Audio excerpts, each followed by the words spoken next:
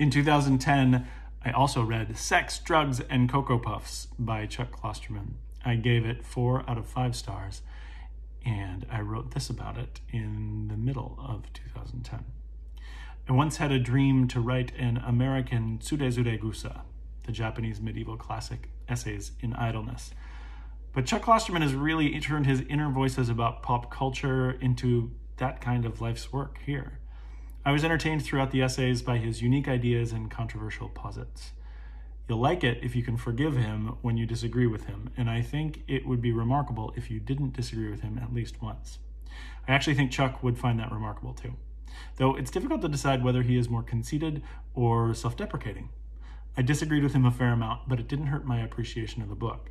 I'm definitely not going to write my version of Idleness now, because this book is far more intelligent, informed, and relentless than I could ever imagine my writing to be.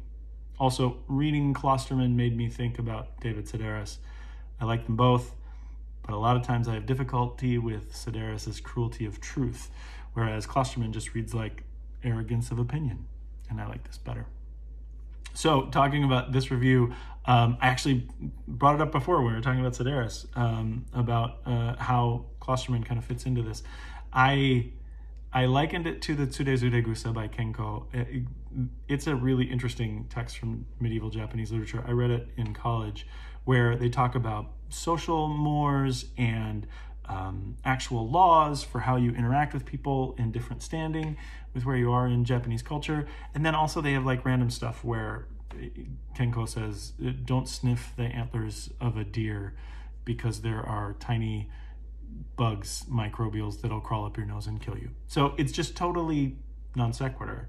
And I thought it was awesome. And in the 90s, when I was reading it in college, I was thinking, oh, this would be really cool to do something like that. And when I read Klosterman, I kind of felt like he was doing that. He was, especially in terms of like the social aspect and his views on creativity and the different things here, it harkened to that for me. And I do really find it to be, Klosterman's writing to be intelligent and relentless and fantastic, even though he does come off very arrogant in his opinion. But that's culture now. I mean, we think about it, even though I was reading this in 2010, so much of what we see on radio and TV and editorial stuff, as opposed to news, is about having a take and taking a stand and that kind of stuff. Well, Klosterman definitely takes a stand here. And I like comparing it to Sedaris.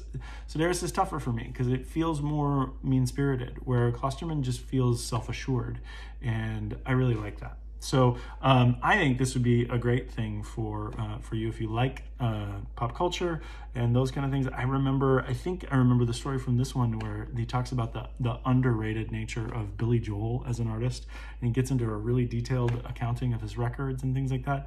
And I love things like that. They're really kind of picking out specific stories from pop culture and then taking a deep dive on it. It's really speaks to the journalist in me, and the writing is so clever and so interesting that I really like Klosterman for that reason. So again, Sex, Drugs, and Cocoa Puffs by Chuck Klosterman. I read it in 2010, and I gave it a 4 out of 5 stars on Goodreads.